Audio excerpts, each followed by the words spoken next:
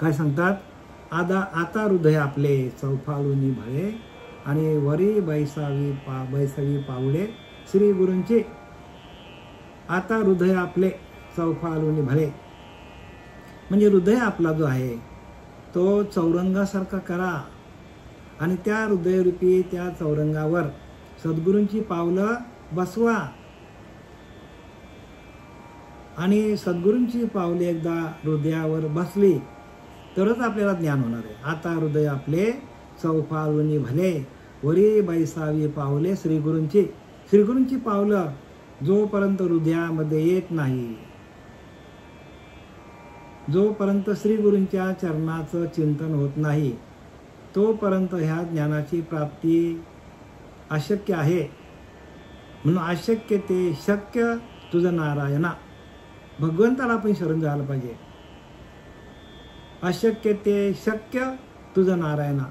जे अशक्य आहे ते शक्य होतं. पण आपण भगवंताला शरण जायला पाहिजे, श्रीगुरूंना शरण जायला पाहिजे.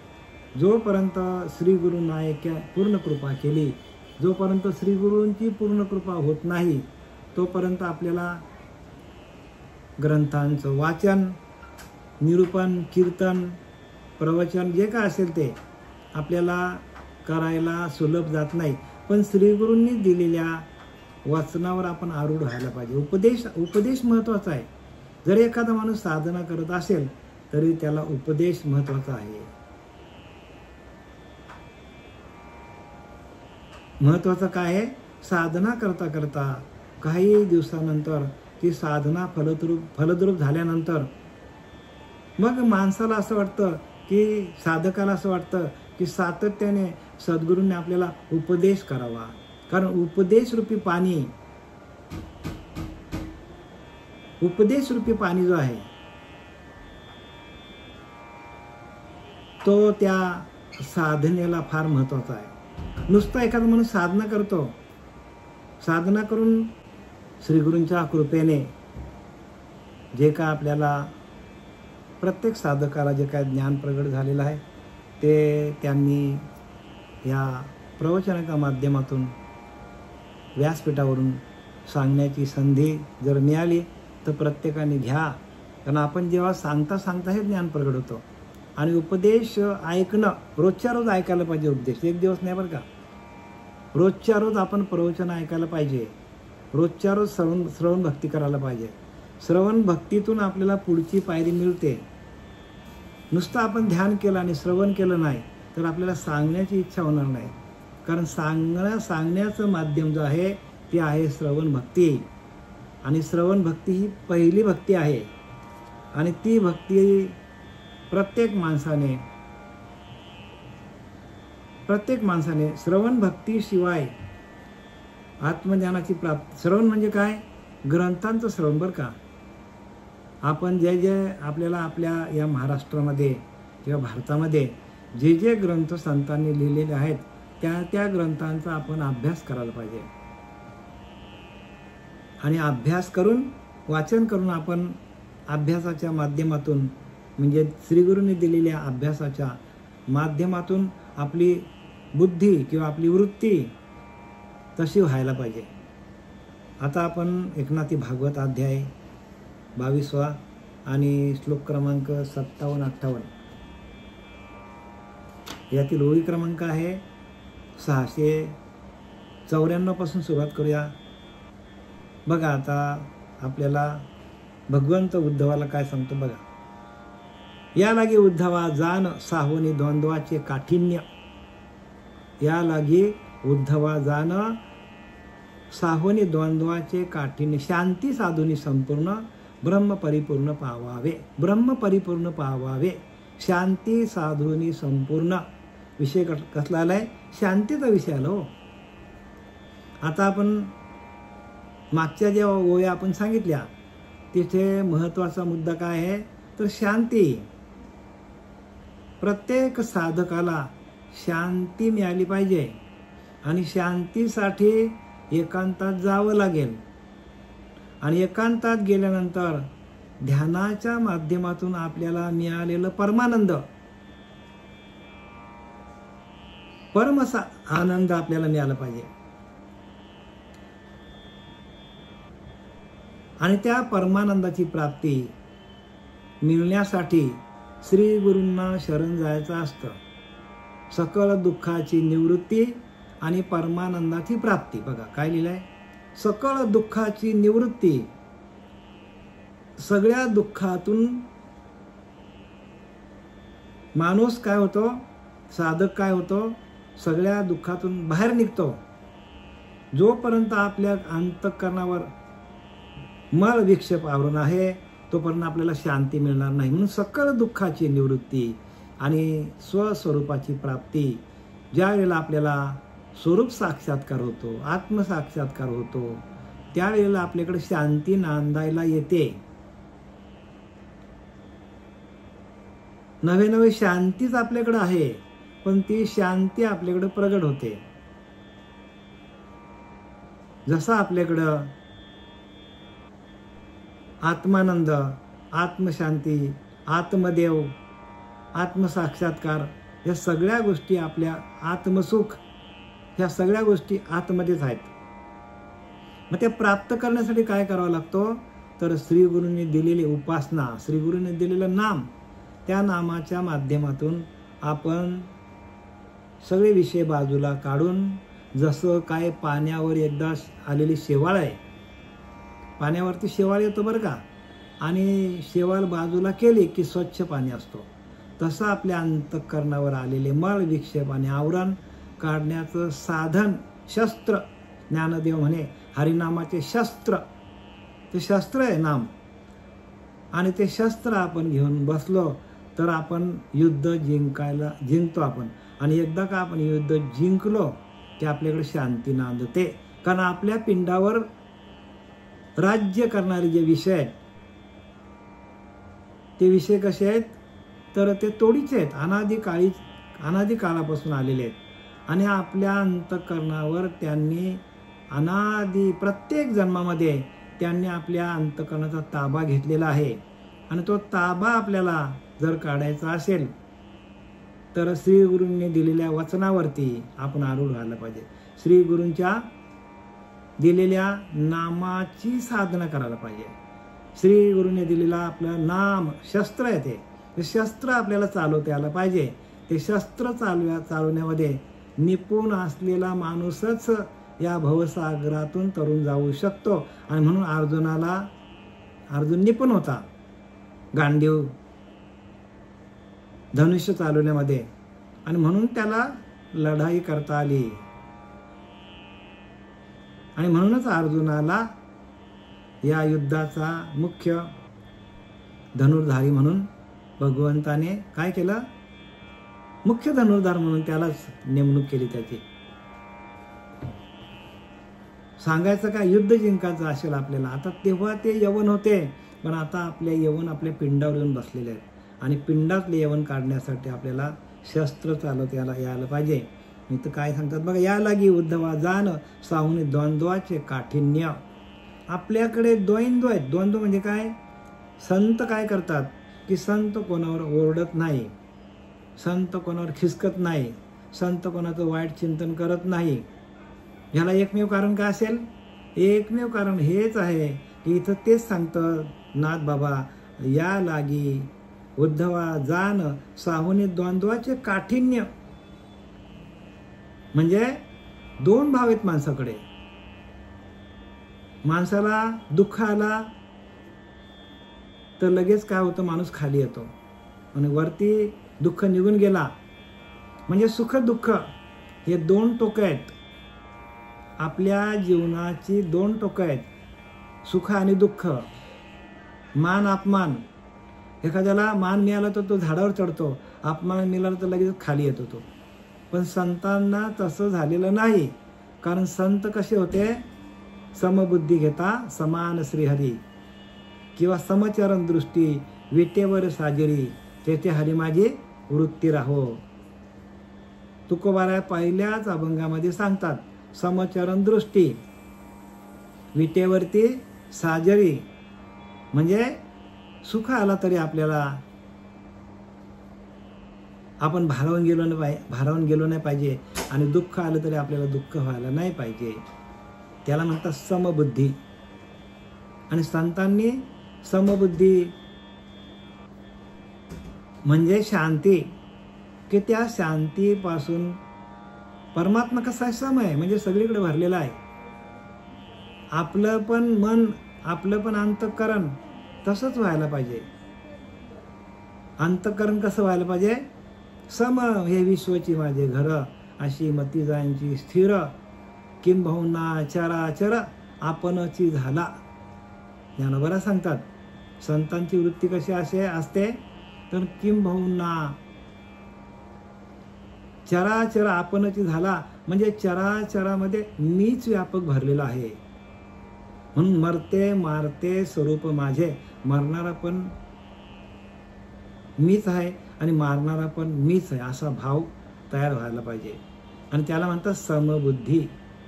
घेता समान श्रीहरी, म्हणजे सगळीकडे श्रीहरी समान सारखा आहे सगळीकडे. आणि तशी बुद्धी, तसा अंतःकरण संतांचं झालं. आणि म्हणून शांती ढळून देता. बघा ना, जनाबाईवर किती प्रसंग आले, मीराबाईवर किती प्रसंग आले. मीराबाईवर तर सांगितलं की बाबा विषाचा प्याला पिऊन टाक, आणि तिला मारायला उठले, घरच्याच मारायला उठले सगळे. म्हणजे विषाचा प्याला देऊन पण अजिबात डगमगली नाही. ती डगमगली का? जरा हिने काय, तिला माहिती आहे की मला चालवणारा, मला तारणारा, मारणारा तो परमात्माच आहे. मग तिने विषाचा प्याला कसा पिला? तर अमृत समजून प्याली विषाचा प्याला. अमृत समजून विषाचा प्याला प्याली ती. म्हणजे तिचा भाव कसा होता? शांत भाव होता तिचा. काहीही झालं तरी परमात्मा मला सांभाळून घेईल, किंवा मला कुठल्याही प्रसंगातून बाहेर काढणारा माझा परमात्मा माझ्या आतमध्येच आहे. आणि तो परमात्मा कोणता आहे? तर शांती. आणि शांती हाच परमात्मा आहे. आणि त्याच्यासाठी एवढ्या ओव्या लिहून ठेवायला लागल्या नाथबाबांना, की शांती हाच परमात्मा आहे. शांती हेच परमात्मा स्वरूप आहे. आनंद स्वरूप म्हणजे काय? शांती. हो, ज्यावेळेला शांती आपल्याकडे नांदते त्यावेळेला सच्चिदानंद स्वरूप आपणच होतो. आणि त्या स्वरूपाचं वर्णन संतांना अनुभवाला आले, आणि म्हणून त्यांनी कोणावर ओरडले नाही. सुख आला दुःख आला तरी ढळले नाही. मान अपमानाला तरी मानाला पण ते झुकले नाही. आणि अपमानाशीही ते अपमानाला तरी डगमगले नाही. आपल्याला जरा जरी कोणी अपमान केला तर लगेच आपल्याला राग येतो. का? कारण आपल्याकडे शांती नांदायला आलेली नाही. आणि अशी ह्या संतांची स्थिती बांधली अंतःकरणामध्ये, आणि म्हणून ते संत झाले, शांत झाले. तुकारामाला किती प्रसंग आले पण तरी डगमगले नाही.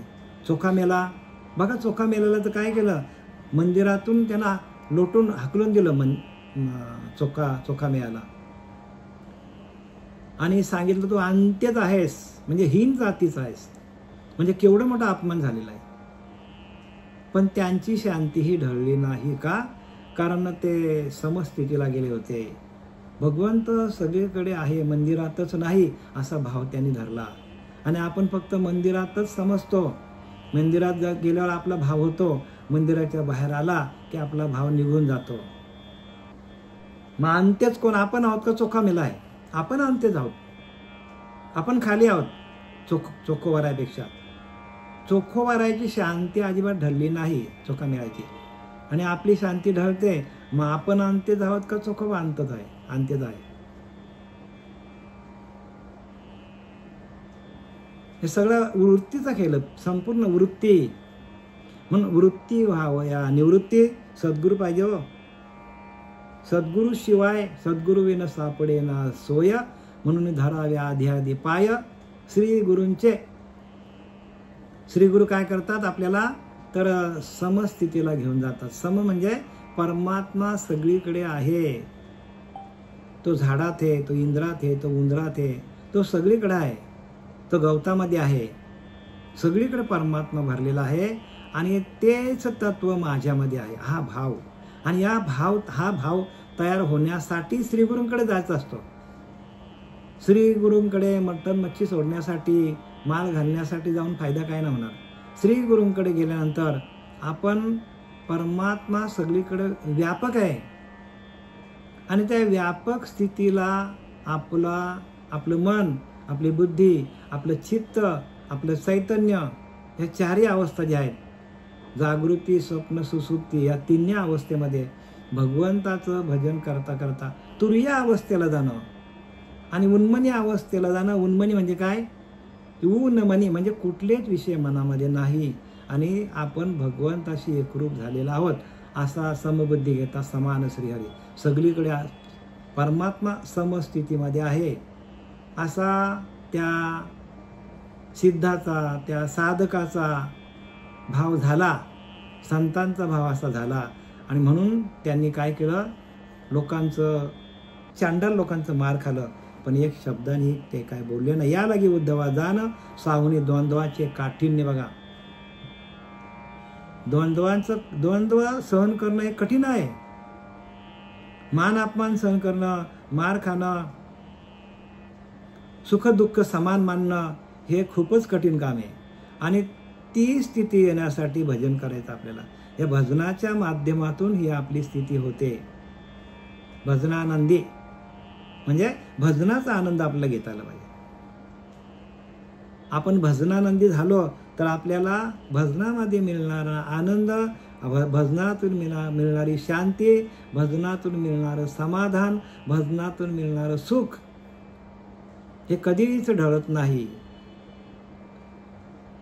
आणि म्हणून संतांनी काय केलं की द्वंद्वाचे काठिण्य शांती साधूनी संपूर्ण. बघा, संपूर्ण शांत झाले. कसे झाले? शांत, एकदम शांतीला जाऊन ते मिळाले. आणि शांतीला मिळून काय केलं त्याने? ब्रह्म परिपूर्ण पावावे. शांतीला गेल्यावर ब्रह्म परिपूर्ण पावावे. ब्रह्म आपल्याला परिपूर्ण ब्रह्म होता येतो. आपल्याला परिपूर्ण संपूर्ण ब्रह्म होता येतो आपल्याला. म्हणजे आपल्याकडे शांती आली आहे तरच आपण परब्रह्म होऊ शकतो. शांती हेच परब्रह्म आहे. आणि त्या शांती स्थितीला जाऊन काय झाले? संत जाऊन पोहोचले. आणि म्हणून त्यांच्या अंगावर कितीतरी संकट आली. ज्ञानोबारावर आली, तुकोबारावर आली, जनाबाईवर आली, सदन कसाईवर आले. सदन कसाईचे दोन्ही हात तोडून टाकले. विचार करा,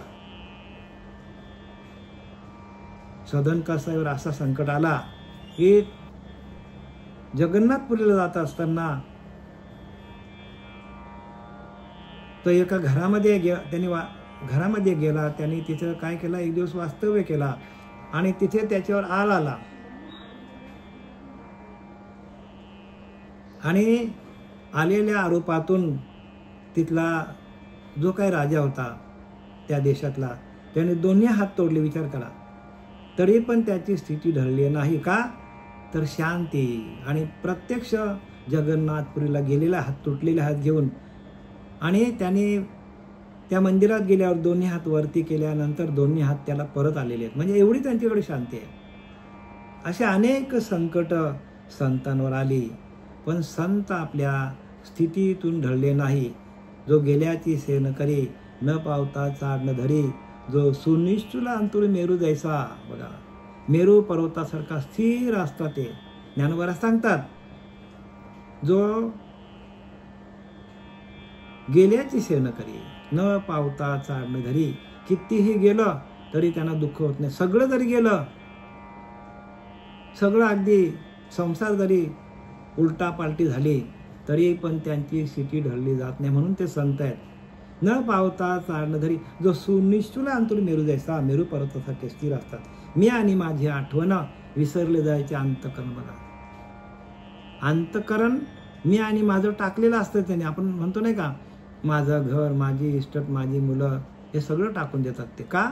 समबुद्धी समस्थितीला गेलेले असतात. त्यांचं अंतःकरण, त्यांची बुद्धी, त्यांचं चित्त त्या भगवंताच्या भजनामध्ये एकरूप झालेले असतात आणि देहाचा निराश होतो. निराशा पूर्ण विसर, मी आणि माझी आठवण विसरले जायचे अंतःकरण. त्यांचं अंतःकरण संपूर्ण भजनानंदामध्ये गेल्यानंतर इथल्या संपूर्ण प्रपंचाचा त्यांना विसर पडतो. पार्था तो संन्यासी जा निरंतर, आणि त्याला संन्यासी म्हणतात.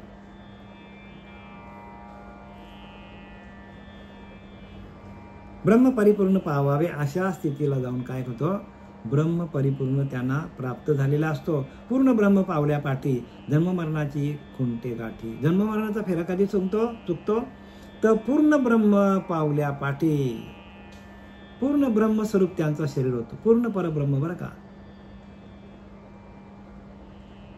त्यांचा देहच ब्रह्मस्वरूप होतो. पूर्ण ब्रह्म पावल्या पाठी जन्ममरणाची खुंटे गोठी. परमानंद पडे मिठी भवभवाची तुटी ताई होय. परमानंद पडे मिठी म्हणजे परम अशा आनंद स्वरूपाला जाऊन ते काय होतात, मिठी मारतात. मिठी न एकदा का ते आनंद स्वरूप आपल्या अंतःकरणामध्ये आलं तर काय होतं, भवभवाची तुटी तय होय. म्हणजे भवभयाची म्हणजे या भवरोगातून किंवा या भवाची भीती माणसाकडून निघून जातो. तुकाराम महाराज म्हणतात की नाही, भाऊ भ्रमाचा आकार गिळून टाकेला कळेवर. जो काय भ्रम होता माझ्याकडे तो निघून गेला संपूर्ण. त्या भाऊ भ्रमाचा आकार गिळून टाकेला कळेवर. अनुरानु या ठोकडा तुका आकाशा एवढा. बघा तुकाराम महाराज म्हणतो, मी अनुरानुपेक्षा सूक्ष्म झालो आणि वेळ आली तर मी आकाशापेक्षा व्यापक झालो. म्हणून बहुभ्रमाचा आकार, माझ्याकडे असलेला भ्रम निघून गेला. गिळून टाकीला कळेवर. संपूर्ण त्याला काय केलं, भ्रम गिळून टाकला आणि त्या परमानंदामध्ये एकरूप झालो. बघा तुकोबारांची अंतःकरणाची ही स्थिती होती. ज्ञानोबारा, तुकोबारा, चोखा मेला, सेना न्हावी, सदन कसाई, मीराबाई, जनाबाई, हे सगळे संत.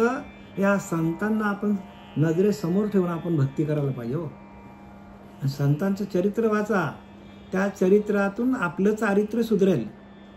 आपण संतांचं चरित्र वाचतच नाही हो. संतांनी काय करून ठेवलंय या महाराष्ट्रामध्ये, आपल्या या भारतामध्ये, त्याचा आपण गाढ अभ्यास करतच नाही. का आपल्याला गरजच वाटत नाही. आपणच स्वतःला काय करतो, स्वतःला आपण शहाणे समजतो. म्हणून शहाणा तो धनी घेतो येथे. जो शहाणा असेल तोच हे नाम घेतो. नाम कोण घेतो, संपूर्ण संत जे आहेत ते नामाच्या माध्यमातून, भजनाच्या माध्यमातून ब्रह्मानंद स्थितीला गेले. आणि ती स्थिती आपल्याला जर मिळायची असेल, करून घ्यायची असेल, तर संतांच्या पावलावर पाऊल ठेवायला लागतील आपल्याला. पण आपण संतांच्या मार्गाला जातच नाही, त्यांचं चारित्र्य वाचतच नाही आपण. आणि संतांनी काय केलंय तर विजय मिळवलाय, भक्ती विजय, भक्तीवरती विजय मिळवलेला आहे. आणि ते भक्ती विजय वाचा प्रत्येकाने. भक्ती करून करून भगवंताला प्राप्त करून त्यांनी आपल्या विषयांवर, आपल्या अंतःकरणावर विजय मिळवलेला आहे. आपल्या गुणांवर विजय मिळवलेला आहे. विजय आपल्याला कुठे मिळवायचा, अंतःकरणातील विषयांवर, अंतःकरणातील अहंकारावर, अंतःकरणातील गुणांवर आपल्याला विजय मिळवायचा आहे. विजय कुठे मिळवण्यासाठी आपल्याला तलवारी आणि त्या कुऱ्हाडी घेऊन आपल्याला लढाई नाही सांगितली.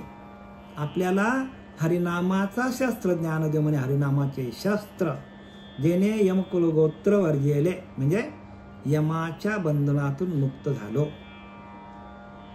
सोपा आहे हो, एकदम सोपा आहे परमार्थ. पण तो बाकीच्या पंथांनी कठीण करून ठेवलं. का तर त्यांना हे ध्यान देत नाही, हरिनामाचं शस्त्र देत नाही.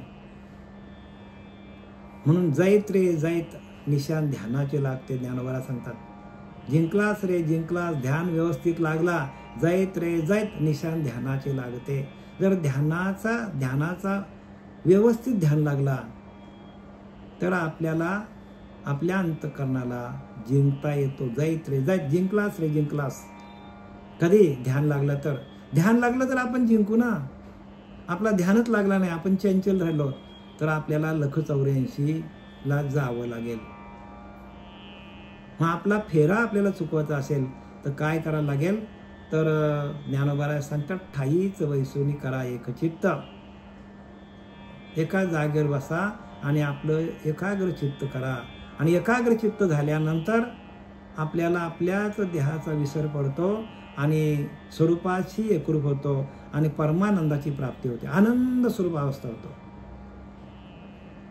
समर्थ सांगतात एकांती उगेच बैसावे, त्याने समजून घ्यावे, अखंड ध्यावे, सांडावे प्रभंजनाशी. म्हणजे जो श्वास जातो येतो जातो येतो त्याच्यावरती लक्ष ठेवून आपण एकाग्र चित्त साधा. सोपे वर्म आम्हा सांगितले संती. सोपं आहे आणि वर्माचं आपल्याला संतांनी सांगितलंय. पण संतांच्या मार्गात आपण जातच नाही ना. संतांच्या मार्गात कोणी जातच नाही. त्यांनी एवढं अखंड आयुष्य आपल्यासाठी वेचलं आणि आपलं त्यांच्या या ग्रंथांकडं आपलं अजिबात लक्ष नसेल तर आपलं कसं काय बरं, आपली कशी सुटका होईल. पूर्ण ब्रह्म पावल्या पाठी जन्म मरणाची खोटे गांठे. बघा, जर पूर्ण ब्रह्माशी एकरूप झालो तर जन्म मरणाच्या फेऱ्यातून आपण मुक्त होतो. परमानंदे पडी मिठी आणि आपल्याला आनंद स्वरूपाची मिठी पडली जाते. आणि एकदा आनंद स्वरूप आपल्या आतमध्ये आपल्याला अनुभव आला तर आपण त्याला कशाला सोडतो? सोडू शकत नाही ना. आनंद मिळाला तर कोण सोडेल मला सांगा. आणि माणूस कुठे आनंद शोधतो? पैसा कमवण्यामध्ये, चांगला मोठा टुमदार बंगला बांधण्यामध्ये आनंद शोधतो, करोडो रुपये कमवण्यामध्ये आनंद शोधतो. मला सांगा, लिहिले की नाही संसार दुःख मूळ, लिहिले की नाही, लागती दुःखाचे इंगल, विश्रांती नाही कोठे काही, रात्रंदिवस तळमळा, असा आपला संसार आहे. आणि त्या संसारातून आपल्याला आनंद मिळेल का? लिहून ठेवलं की नाही संतांनी, संसार दुःख मूळ. संसार मुळातच दुःखमय आहे.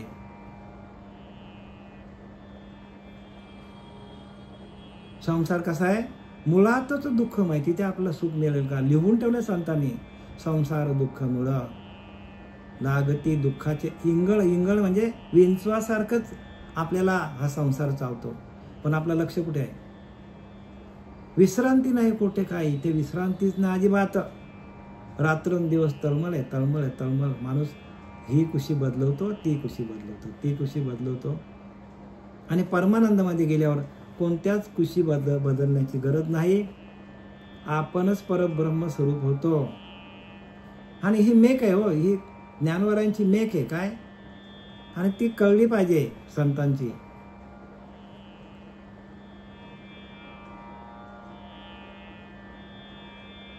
भवभावाची तुटीत आहे होय, म्हणजे आपण या भवसागरातून मुक्त होतो. ऐकून श्रीकृष्णाचे बोला उद्धव अत्यंत चाकाटला. द्वंद्व बाधा जो ऐकिला तो नवाचे राहिला आम्हाशी. आता उद्धव इथं चकित झालाय. भगवंत असं काय सांगतो की जे आम्ही कधी ऐकलं नाही, कधी बघितलं नाही, आणि ते आपल्याला ऐकायला मिळतो. काय सांगतो भगवंत उद्धवाला की बघ बाबा, ही जी शांती आहे, ही शांती हेच परब्रह्म आहे. आणि त्या संतांकडे शांती होते म्हणून ते तरले आणि त्यांना परमानंदाची प्राप्ती झाली. आणि त्यांनी काय केलं तर परमानंद प्राप्त झाला त्यांना. आणि त्यांच्यातला जो द्वंद्व भाव होता तो निघून गेला आणि एकच भाव त्यांच्यामध्ये तयार झाला. की एकच भाव म्हणजे काय की मी वासुदेव तत्व, ते वासुदेव तत्व मीच आहे. ब्रह्मबोध झाला त्यांना. आणि ब्रह्मबोधातून माणूस काय करतो, त्या आनंद स्वरूप अवस्थेला जातो. आणि उद्धव म्हणतो हे काय सांगतो भगवंत आपल्याला, कारण हे सरप्राईज झालं.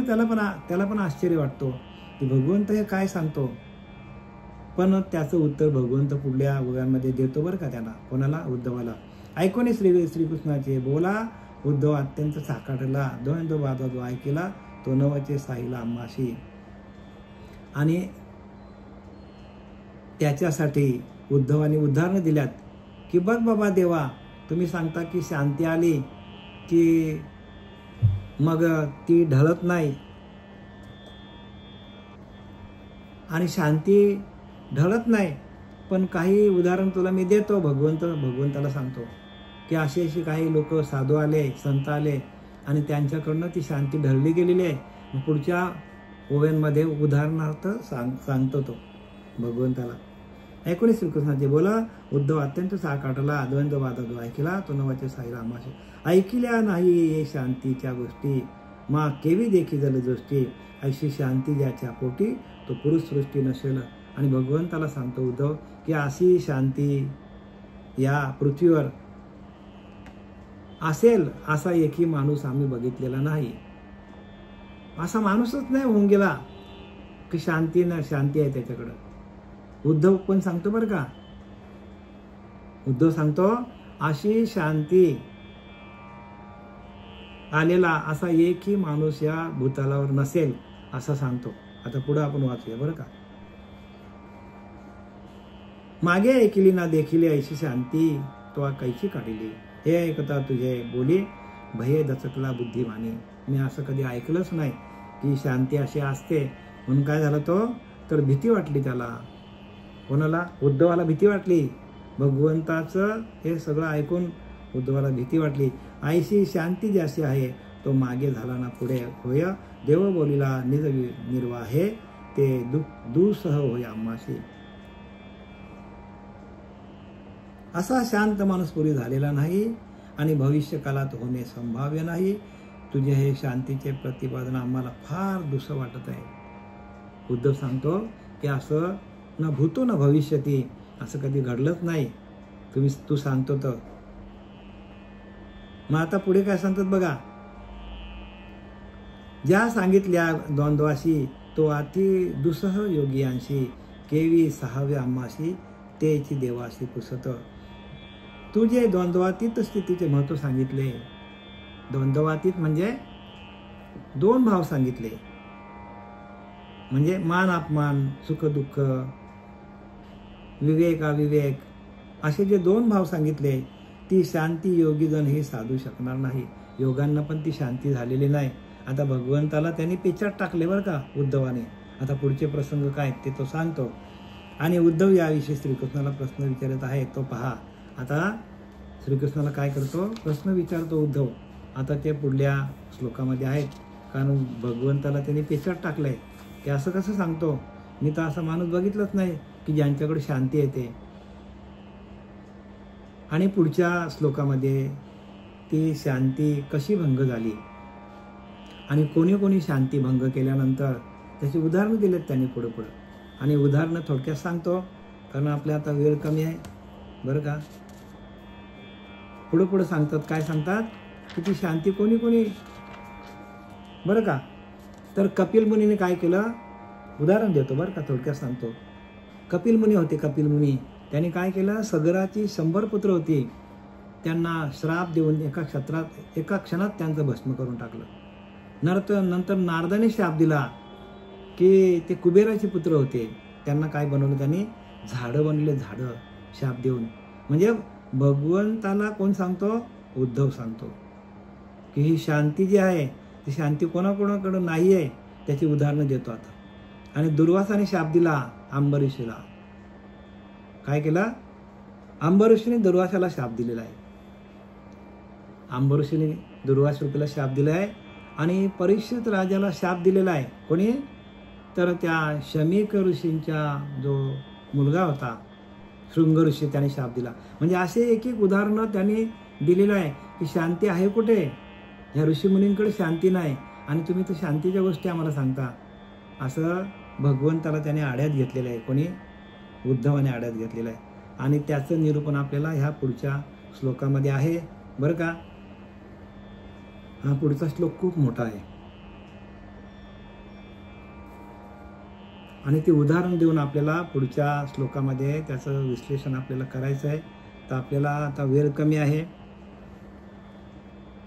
आपण प्रत्येक साधकाने जे जे आपण इथून ऐकता ते ऐकल्यानंतर आपण काय करायला पाहिजे. जसं गुरंढोरं असतात ती काय करतात तर ती गोठ्यात जाऊन काय करतात, चरवण करतात. म्हणजे आपण खाल्लेला परत ते बाहेर काढतात आणि परत त्याचा बारीक बारीक करून काय करतात, बारीक करतात आणि गिळतात ते. तसं आपण झालेली सेवा आमच्याकडून जी श्रीगुरु आपले सच्चिदानंद सद्गुरू पांडुरंग देवकर बाबा, श्रीपाद बाबा यांच्या कृपा आशीर्वादाने जे इथून तुम्हाला सांगितलं जातं त्याचं आपण काय करायला पाहिजे, हे संपल्यानंतर मनन करायला पाहिजे. हो, जे जे इथून सांगितलं जातं ते परत आपल्याला आठवायला पाहिजे आणि आठवून आपल्या ओव्या पण पाठ करायला पाहिजे. एक दिवसाला 1 किंवा 2 ओव्या आपण पाठ केल्या तर 30 दिवसामध्ये 60 ओव्या पाठ होतील आणि 60 ओव्या आपल्या पाठ झाल्या तर आपल्याला निरूपण करता येईल. प्रत्येक ओवीमध्ये तो गुह्यार्थ दडलेला आहे आणि तो गुह्यार्थ दडलेला गुह्यार्थ काढण्यासाठी जी आपल्याला जी कला आहे ती कशामध्ये आहे तर ती आपल्याला कशातून येईल तर निरूपणातून येईल, आपल्याला प्रवचनातून येईल. प्रवचनाच्या माध्यमातून, प्रवचन ही कला आहे आणि ती काय करते आपल्याला बरोबर ज्या ज्या वेळेला जशी आपल्याला जसे प्रसंग येतील तशा प्रसंगाला लागणाऱ्या ओव्या ज्या आहेत त्या आपल्याला बरोबर त्या बुद्धीकडे तयार होतात आणि बुद्धी देणं भगवंताचं आहे. बुद्धी कोण देतो आपल्याला, भगवंत देतो. भगवंताचे सगळं कार्य करतो आपल्याकडनं, आपण काही करत नाही बरं का. प्रत्येक माणसाला चालवणारा ईश्वर आहे, बुद्धी देणे भगवंताचे. बुद्धीविन माणूस कायचे. प्रत्येक माणूस बुद्धिमान आहे पण ती तो वापरत नाही. 100% बुद्धिमान माणूस आहे पण त्यातली 4 ते 5% माणूस बुद्धी वापरतो आणि 95% आपण सोडून देतो. आणि संतांनी हेच केलं. संतांनी काय केलं, बुद्धी वापरली. त्यांनी सर्वच्या सर्व बुद्धी वापरली. सर्वच्या सर्व बुद्धी भगवंताला देऊन टाकली. सर्वच्या सर्व देह भगवंताला अर्पण करून टाकला, समर्पण करून टाकला. म्हणून भगवंत म्हणतात, जो होई माझा अनन्य शरण, अनन्य भावाने शरण गेले. आपण अनन्य भावाने शरण जात नाही, आपण राखून भगवंताला शरण जातो अनन्य भावाने. हो, म्हणजे अनन्य भाव म्हणजे काय, आपल्याला चालवणारा भगवंत आपल्या आतमध्येच आहे. तोच सगळा हे कार्य करतो, मी काहीही करत नाही. कोकिला मंजूळ गाये परी बोलिवणारा धनी, तो वेगळाच असे. हो, पण आपण काय करतो, आपणच आपल्याला आपल्या अंगावर ओढून घेतो. मी केलं, मी करतो आणि त्याच्यातून काय होतो, आपली बुद्धी तशी वेडीवाकडी होते आणि आपण संपूर्ण भगवंतावर टाकलं ओझं तर संपूर्ण करणारा भगवंत करणारा आपल्या आतमध्ये आहे आणि तो आपली काळजी घेत असतो. झालेली सेवा आपले सच्चिदानंद सद्गुरू श्रीपाद बाबा, रामदास बाबा, नारायण बाबा, नाना बाबा, पांडुरंग दिवेकर बाबा यांच्या चरणी समर्पित करीत आहे. पुंडलिका वरदे हरी विठ्ठल श्री ज्ञानदेव तुकाराम पंढरीनाथ भगवान की जय. माऊली ज्ञानेश्वर महाराज की जय. जगद्गुरु तुकाराम महाराज, शांती ब्रह्म एकनाथ महाराज की जय. अवधूत